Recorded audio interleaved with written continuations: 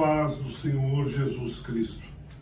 Eu gostaria que você abrisse a sua Bíblia em Gênesis, capítulo de número 26. Nós vamos ler o versículo de número 19.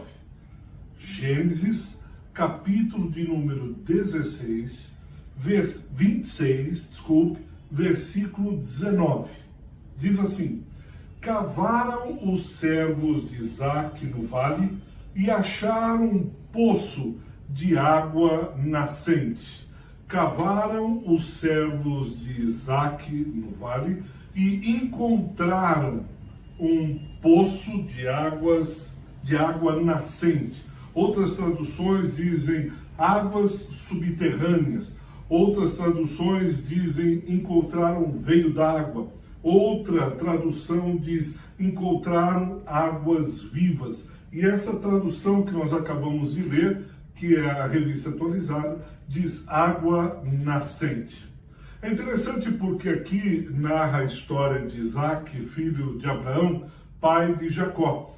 E diz que ele cavava poços, porque lá no deserto você precisava de poços para poder dar água para o rebanho, para poder, de alguma maneira, naquela terra, cultivar alguma hortaliça ou qualquer outra espécie de planta, árvore, etc. E era um trabalho muito duro, era um trabalho muito difícil cavar poços. Por quê? Você poderia cavar poços, e depois você encontrar água salobra, água com alta concentração de sal. E depois daquele esforço todo, cavar fundo, você encontrava água salobra. Ou você poderia cavar, e depois você encontraria um veio d'água, mas que por pouco tempo teria aquela água, logo se acabaria e você teria que, mais uma vez, cavar um outro poço. Mas ainda exigia um coletivo, pelo menos umas 2 ou 3 pessoas, 2 ou 3 homens que pudessem estar cavando. E ocorria também que você poderia estar cavando e, de repente, aqueles que conversaram com você tiveram outros afazeres, outros compromissos, e quando você se dá por conta, você está sozinho. Então, cavar poços exigia perseverança, exigia confiança, exigia esperança que você iria encontrar água, persistência. Enfim, não era um trabalho muito fácil. Nós não temos ideia porque eu duvido de que alguém aqui entre nós, você que está me assistindo, você cavou um dia um poço num lugar difícil. Hoje nós temos tecnologia, hoje nós temos vários instrumentos de medição que nos ajudam a encontrar, saber até mesmo fazer testes se aquela água é boa ou se aquela água não é boa. Mas o fato é que esse trabalho de cavar poços, ele pode muito bem, nós podemos traçar um paralelo com a vida cristã. A vida cristã também é algo parecido com cavar poços, por assim dizer, porque é um trabalho que todos os dias requer perseverança, requer persistência, requer fé. Você crê que você vai encontrar água ali e serão águas boas, calos nas mãos, feridas, sol escaldante, cansaço, etc. E todos os dias você tem que levantar e dizer para você mesmo: olha, eu vou continuar. Você tem que ter todos os dias essa confiança de que encontrará água. Você, enquanto está cavando o poço, você tem que ter esperança de que lá você vai encontrar essa água. Você vai ter que decidir o tempo todo em querer cavar, em desejar cavar e em continuar cavando. Assim é a vida cristã. Todos os dias nós temos que buscar esses poços. Todos os dias nós temos que cavar a vida. Todos os dias nós temos que ir em direção aos poços da existência e crer que nós vamos encontrar esses poços de águas. Nossa sobrevivência diária, nosso pão de cada dia. E é interessante porque no capítulo 26, Isaque, ele está dando os primeiros passos iniciais, vamos dizer assim, porque lá no capítulo 25 conta a história de Isaac, e é muito interessante isso, porque quando Isaac vai na sua trajetória, na sua caminhada, logo no versículo 21, ele tem que tomar algumas decisões. Ele tem que decidir todos os dias que ele continuará buscando, desentulhando, cavando poços. Você vai ver isso no capítulo 26. Todos os dias ele tem que se levantar e seguir em direção àquilo que ele se propôs fazer. Ele tem que tomar uma decisão. E lembra que eu falei que se parece muito com um paralelo com a vida cristã? Em que todos os dias nós temos que ir e seguir a Cristo, e entregar o coração a Ele, e marchar, caminhar resoluto naquilo que nós propusemos no nosso coração. E quando nós falamos de decisão, tomar uma decisão, ela passa necessariamente pelas experiências anteriores que tivemos. Presta atenção nisso. Quando nós tomamos decisão, quando nós tomamos uma iniciativa, um caminho, essa decisão não parte do nada, do vazio, do vácuo. Ela é embasada, na grande maioria das vezes, nas nossas experiências anteriores, naquilo que nós já vivenciamos. Por exemplo, você toma leite um dia, percebe que não se sentiu bem, no segundo dia você toma leite, no quarto dia você já não toma leite, você decide não tomar leite por uma experiência. Você diz, olha, todas as vezes que eu tomo leite me faz mal. Então a experiência, a memória que você tem é fantástico, é muito bom, glória a Deus por isso. Mas tem experiências, nós passamos por situações, há lembranças que vêm à nossa mente, a nossa história passada. Muitas vezes elas não nos ajudam, não contribuem, principalmente se forem experiências ruins. E parece que Deus está querendo trabalhar um pouco a memória de Isaac, o passado de Isaac e do seu pai Abraão. E todas as vezes que nós temos que tomar a decisão, parece que o passado volta e começa ou nos assombrar, ou eu passei aqui por uma rápida visitinha. Entenda bem isso, eu vou repetir, me permita dizer mais uma vez. Quando nós temos que tomar uma decisão, muitas dessas decisões são embasadas nas experiências que nós temos, naquilo que já vivemos, naquilo que nós já experimentamos. Isso pode ser bom por um lado, mas isso pode jogar contra nós. Vamos ver isso na história de Isaac. Veja o versículo 1 do capítulo de número 26. Diz assim: sobrevindo a fome à terra, além da primeira havida nos dias de Abraão, foi Isaque a Gerar, avistar-se com Abimeleque, rei dos filisteus. Não é a primeira vez que uma adversidade, uma situação difícil, bate à porta de Isaque. O versículo 1 diz, além da primeira fome, além da primeira estiagem, a vida nos dias de Abraão.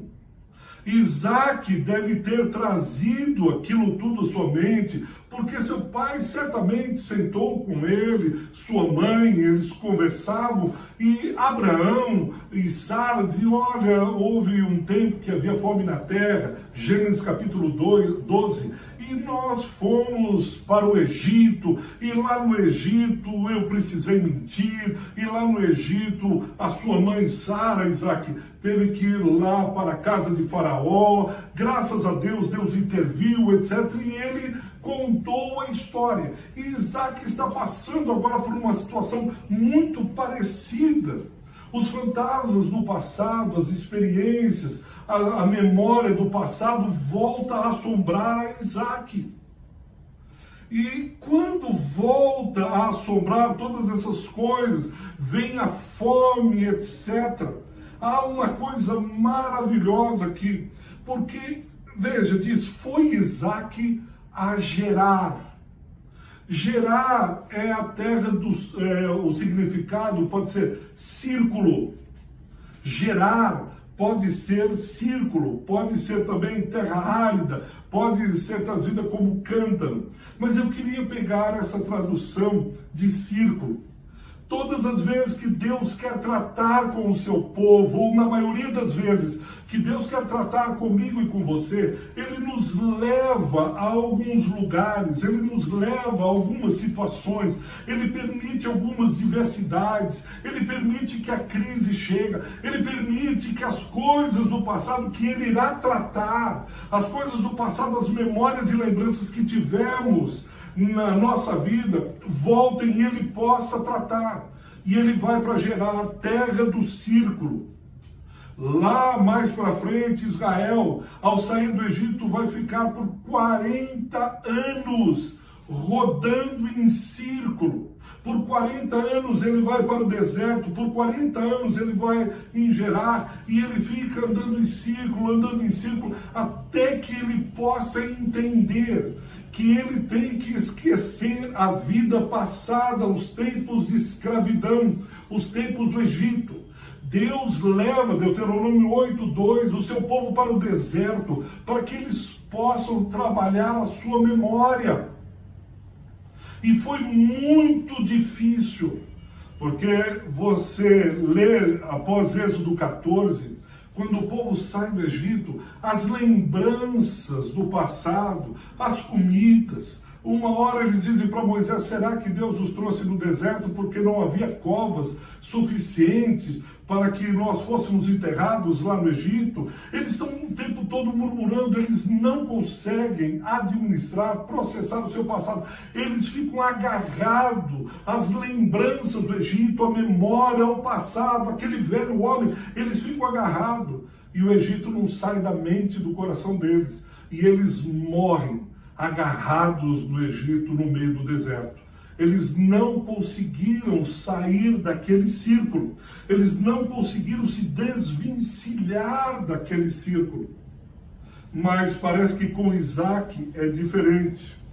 Porque logo no versículo 2, olha o que acontece. Diz, apareceu-lhe o Senhor e disse, não desças ao Egito. Percebeu? Fome na terra, como o seu pai passou. A lembrança do passado. Aí agora sobrevém a fome. E aí Deus aparece e diz, Isaac, não desça ao Egito. Ora, Deus, por que o Senhor está falando isso? Quem é que contou os meus pensamentos ao Senhor? Como o Senhor sabe que eu estava pensando em fazer isso? Deus é um Deus que está constantemente nos lembrando. Diz, olha, tem coisas a mais. Você não precisa repetir os erros do passado. Você não precisa ficar andando em círculo. Não desças ao Egito. Não volte, não faça o mesmo percurso que seu pai Abraão fez. Não vá fazer o mesmo percurso que Israel mais para frente vai fazer. Você tem que caminhar em frente. E logo depois, no versículo 3, 4 e 5... ele vai trazendo a memória de Isaac, a aliança, a bênção de se andar com Deus. Ele diz no versículo 3, habita nessa terra que eu te disser, serei contigo e te abençoarei, porque a ti e a tua descendência darei todas essas terras e confirmarei o juramento que fiz a Abraão, teu pai. Multiplicarei a tua descendência como as estrelas dos céus, e lhe darei todas essas terras na tua descendência. Serão abençoadas todas as nações da terra, porque Abraão obedeceu a minha palavra, guardou os meus mandamentos, os meus preceitos, os meus estatutos e as minhas leis. Isaac, pois, fica em Gerar. Isaac, ainda não é o tempo de sair. Você ainda terá que ser trabalhado. Eu ainda tenho coisas para comunicar a você. Eu ainda tenho coisas para trabalhar no seu caráter.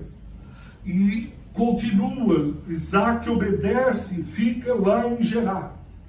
Porém, Você poderia terminar agora e dizer, oh, pastor, graças a Deus, aí ele ficou em Gerar e terminou. Não. Deus é um Deus que trabalha dia e noite. Deus é um Deus que está interessado no caráter, na vida dos seus filhos. Ele está lá, Deus relembrou a Isaac sobre as promessas, sobre o Deus que seria com ele, sobre o Deus que habitaria com ele, sobre o Deus que fez aliança com seu pai, com ele. Deus falou que o abençoaria. E ele está na terra de Gerar. Mas o versículo de número 7, chegam os homens, os inimigos, os filisteus que habitavam em Gerar, e fazem-lhe uma pergunta, jogam uma dúvida, uma incerteza, perguntam a Isaac se aquela mulher de bela aparência que estava com ele, Rebeca, era sua esposa. Você lembra quem também mentiu lá no Egito acerca da sua esposa, dizendo que ela era sua irmã? Lá no passado, foi Abraão, pai de Isaac. Mais uma vez a lembrança do passado. Ele poderia tomar uma decisão com base nessa experiência e dizer, meu pai foi por esse caminho, mas agora eu vou pelo outro caminho. Mas o versículo 7 diz que ele fica com medo. Ele teme pela própria vida. E o que é que ele faz? Mais uma vez ele mente. Ele precisa ser tratado nas suas memórias. E aí o povo vai, mas depois Deus permite que o povo saiba que Rebeca não é irmã conhecida de Isaac, é a sua esposa, porque vê a troca de carícias entre eles.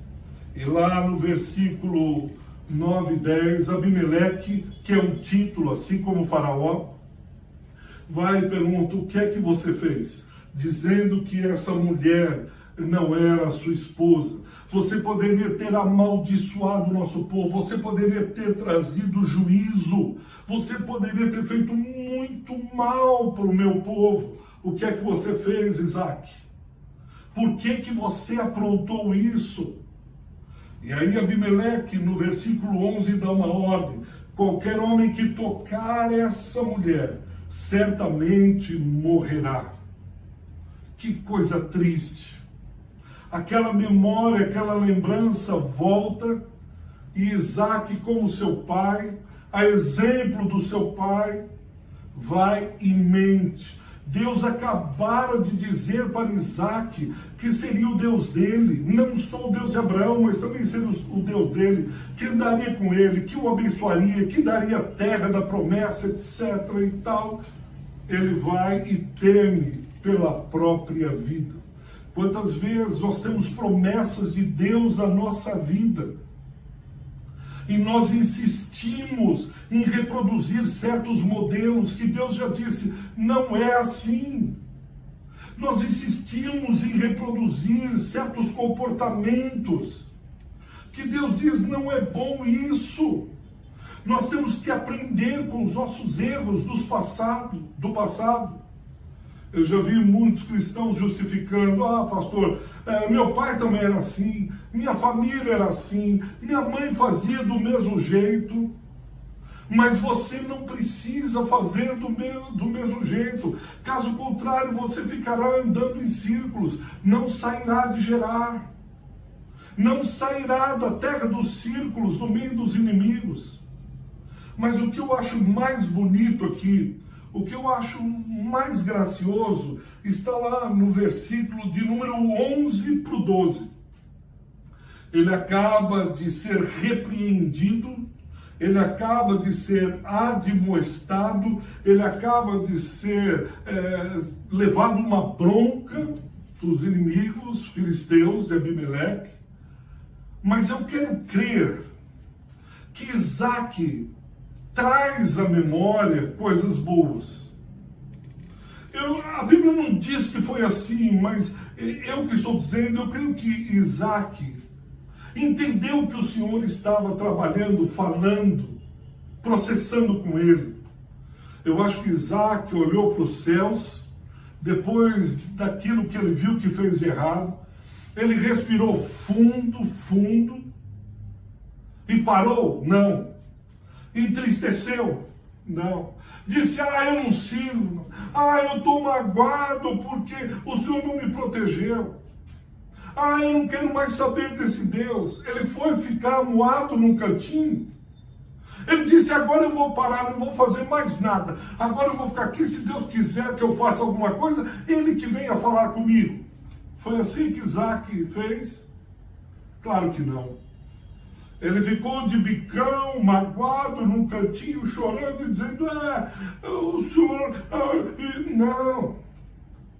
Ele ficou moado lá, parado, não.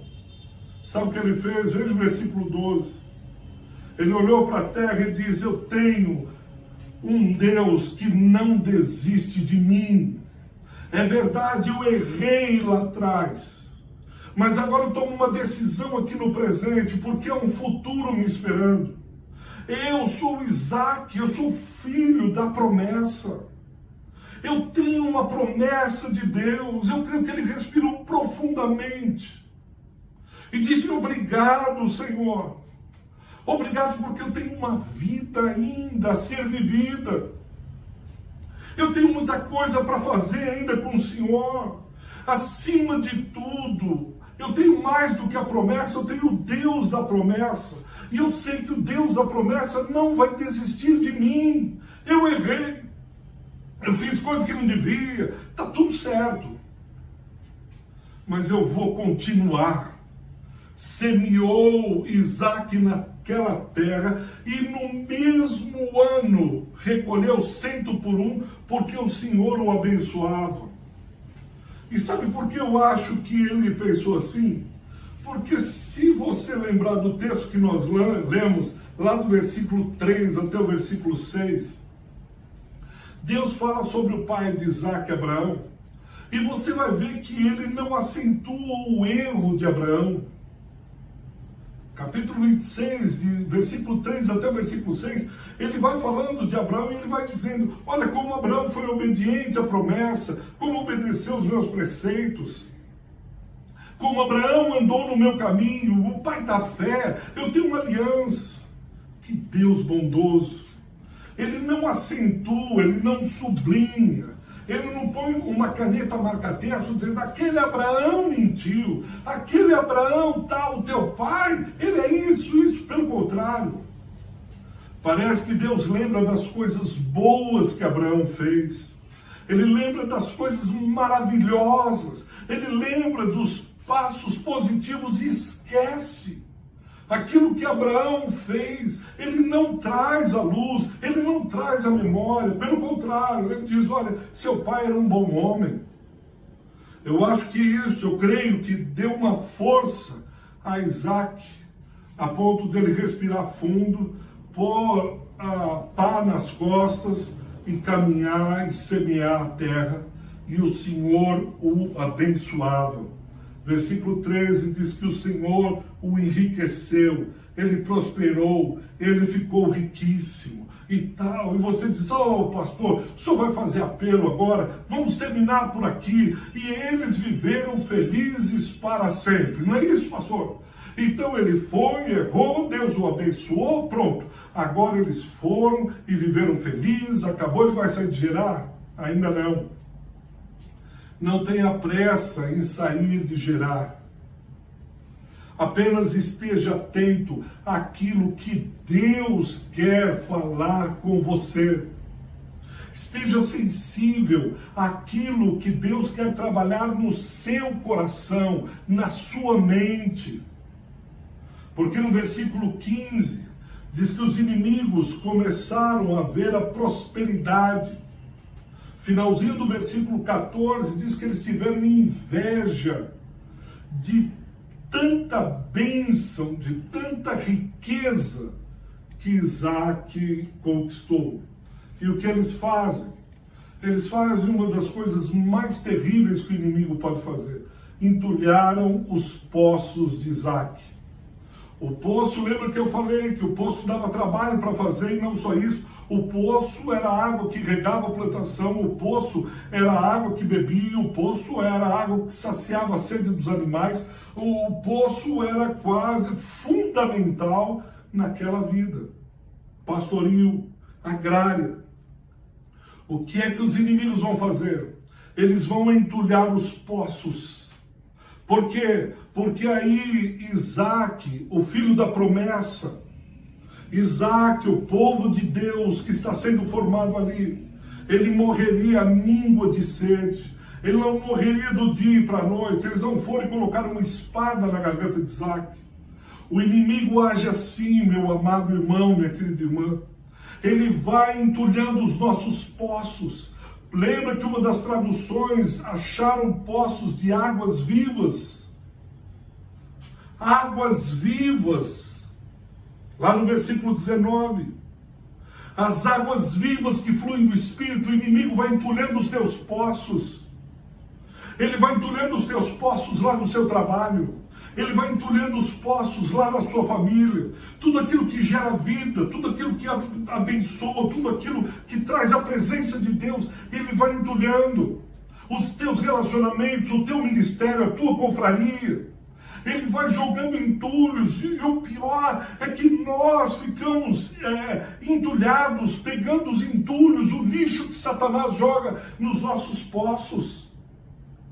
Nós vamos cada vez mais entulhando. Tem um programa norte-americano que chama acumuladores. Eles vão começando a colocar entulhos, vão acumulando coisas que eles compram barato, etc. De repente eles não conseguem mais entrar na casa, a garagem está lotada, a ponto de precisar vir um psicólogo, uma equipe para limpar, uma outra equipe para higienizar, porque eles adoecem, vão morrendo à míngua. Será que o inimigo, e eu quero denunciar isso na sua vida, tem entulhado os seus poços? Você não tem encontrado mais as águas da oração, as águas da leitura da palavra, as águas para trazer vida ao teu pequeno grupo, à tua confraria, ao teu ministério. É um ministério que está morrendo à míngua, é uma vida cristã que está morrendo à míngua, é um trabalho que está morrendo paulatinamente, é uma alegria de vida que está saindo, é uma vida que está se esvaindo, porque está cheio de entulhos, cheio de entulhos. O entulho pode ser um bom carro, uma maravilhosa casa, um ótimo emprego. Só que você vai se agarrando, o inimigo é astuto. Ele entulha a fonte de água viva. Ele joga também entulhos que amargam o nosso coração. Quantas palavras malditas, relacionamentos feridos. E a Bíblia, Provérbios, diz que sobre tudo que se deve guardar, guarda o teu coração, porque dele procedem as fontes de vida. E você começou a acumular, entulhar amargura, vingança, mágoa, tristeza. Hoje você fica ali minguado, já não tem mais e nem consegue perdoar. Porque sobre tudo que se deve guardar, guarda o teu coração. Mas, novamente, trazemos Isaac, aqui é o texto.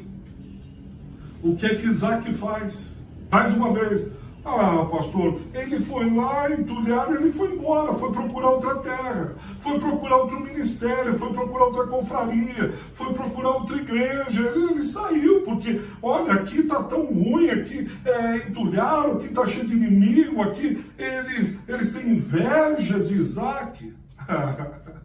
Não foi isso não, meu querido irmão. Não, minha irmã, ele não fez nada disso. Sabe o que ele fez? Por 7 vezes. Ele foi desentulhando, ele foi cavando. E não foi fácil. Se você ver no versículo 20, ele chama de Ezeque. Ezeque porque é contenda, é briga.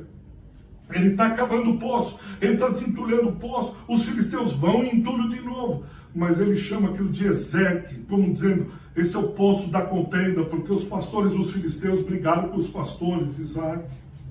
Ele para. Muito pelo contrário, ele vai no versículo 21 e mais um poço, e agora chama Sitna. Mais uma vez, inimizade, contendas, inimizades. Eu pergunto, Isaac parou? Isaac cansou, estressou, está fatigado, precisa de um tempo?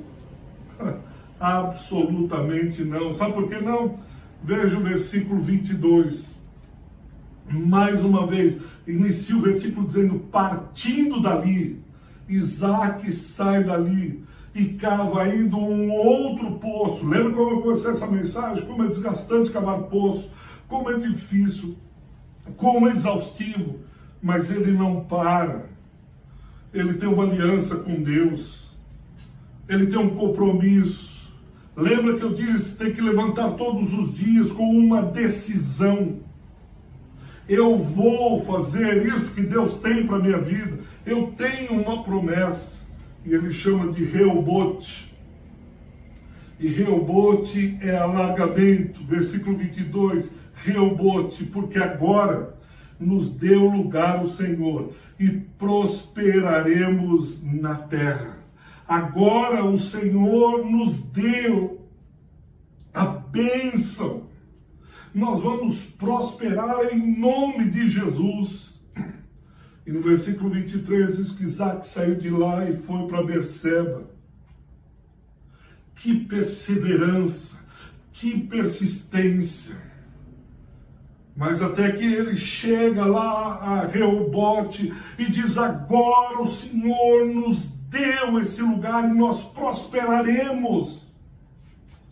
É como que num arrobo de profético.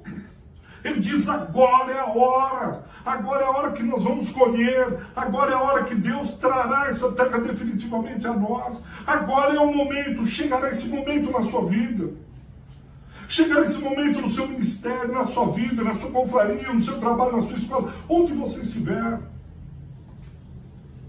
Lembra que eu disse, esse trabalho de cavar, de entulhar poços exige perseverança, decisão, esperança, fé, continuidade. Se agarre na promessa que Deus tem para a sua vida, meu irmão. Se agarre, porque chegará o Reobote, chegará o momento que você cavará um poço e será diferente. Ele vai com fé, profeticamente, dizer agora. E ele vai para Berseba, e no versículo 24 diz: na mesma noite,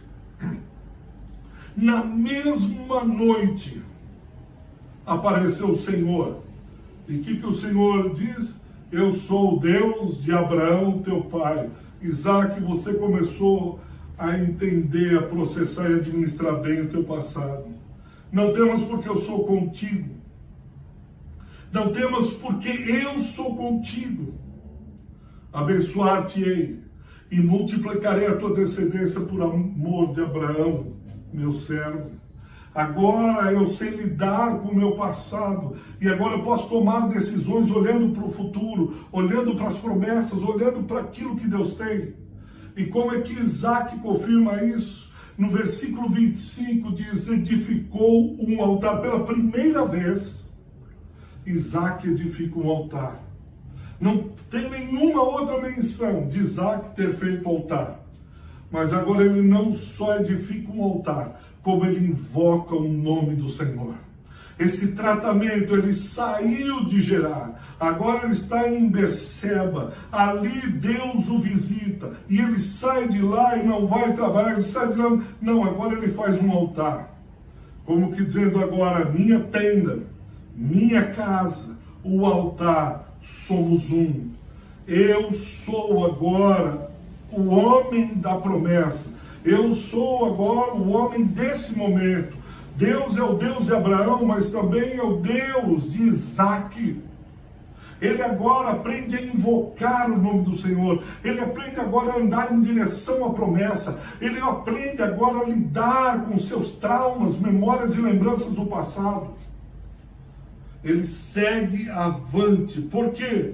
Porque agora ele começa a invocar o nome do Senhor, faz um altar, termina no altar.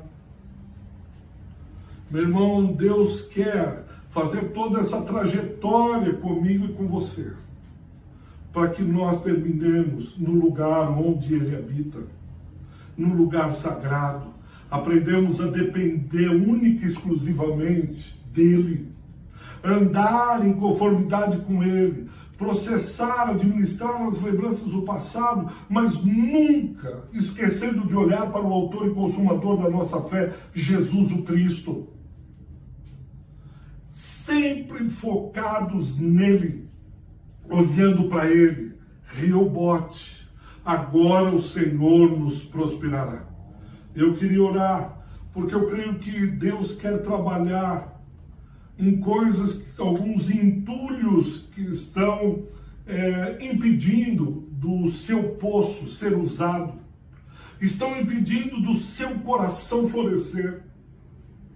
Lembranças passadas que lhe traumatizaram, machucaram, feriram, são feridas sangrando, e Deus quer trabalhar isso para que você possa usar essa experiência e caminhar em direção àquilo que Deus tem para a sua vida. Eu quero orar por você agora. Abaixe sua cabeça, feche seus olhos onde você estiver. Pai, essa palavra é tua, esse rebanho é teu, e o Senhor conhece cada irmão, cada irmã, sabe de cada experiência, na igreja onde ele está ou estava, no trabalho onde ele está ou estava, na família que ele está ou estava, no relacionamento que ele está ou estava. O Senhor é o Deus do passado, mas é o Deus que visita no presente e nos move em direção ao futuro.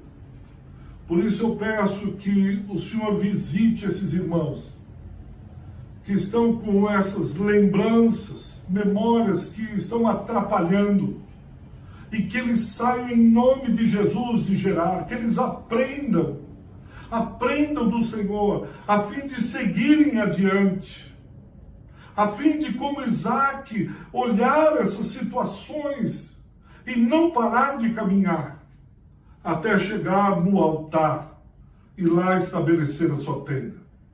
Que o Senhor abençoe essa tua gente, em nome e pelo amor de Jesus. Amém. Amém.